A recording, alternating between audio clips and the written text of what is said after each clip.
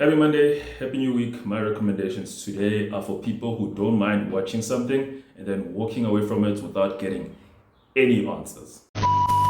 The first recommendation I have for you is a movie from 2017 called The Killing of a Sacred Deer. This movie stars Colin Farrell, Nicole Kidman, and Barry Keoghan. I'm never going to say that name right. The movie is directed by Yorgos Lanthimos, who you probably have known right now with movies like Begonia, The Favourite, Kinds of Kindness, I guess. But in this movie, we basically follow Colin Farrell, who plays this surgeon, right? And he befriends this kid. I think he befriends him out of guilt over like a failed surgery that he was part of. They sit down, they talk and everything, and then this kid proceeds to be like, okay, here's what's gonna happen. You and your family are now cursed. You have to kill one of your children, or else they're both gonna be in danger. They're both gonna be sick to the point where they'll be begging you to die. Then Colin Farrell's like, what the fuck? Then he goes home, doesn't think nothing of it. Suddenly, things start happening to his kids. He's like, what the hell is going on? And he tries to find the Barry Keoghan characters, like, yo, what have you done, dude? You need to make this stop. And Barry Keoghan's character is just like, not my power. Only you can make it stop. It's all up to you. What are you gonna do? And you basically follow Colin Farrell basically trying to make that decision alongside Nicole Kidman, who plays his wife. I did not mention that.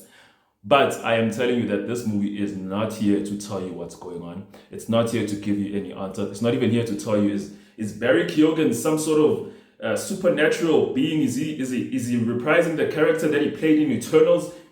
Fuck you. That's the answer. But it is an incredible watch.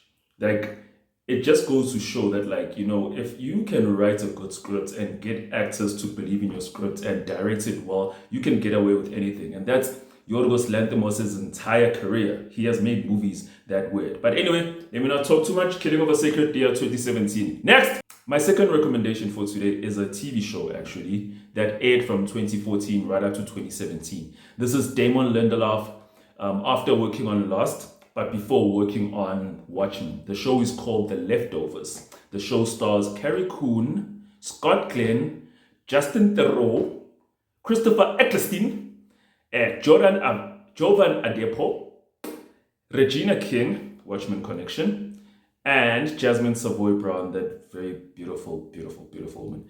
In the show, we basically follow this town where a group of people, a select random people, just disappear. Were they raptured? Who gives a fuck? Is it the end of the world? No, it's not. They just disappeared. And you basically have to watch the people in this world have to basically deal with the loss that they've suffered. What is the loss in connection to? Who gives a fuck? Why did the people disappear? Who gives a fuck? That's not what you're there for. You're just there to watch the drama and watch how people act in situations that don't make sense.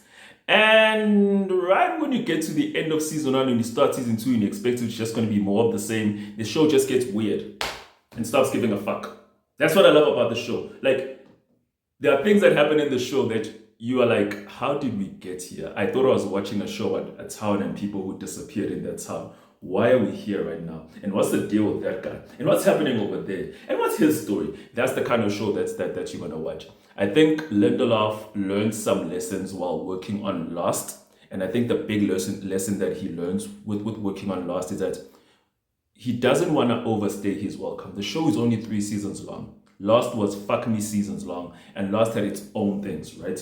But here it seems like it's more of like a second attempt. It's more of like, okay, I've learned from my mistakes. Let me see what I can do with this. Obviously, Watchmen is a more limited series, which is 1 season. And shout out to Lindelof for not falling for the trap of doing another season. But I digress. Leftovers 2014-2017, fantastic show, had the time of my life.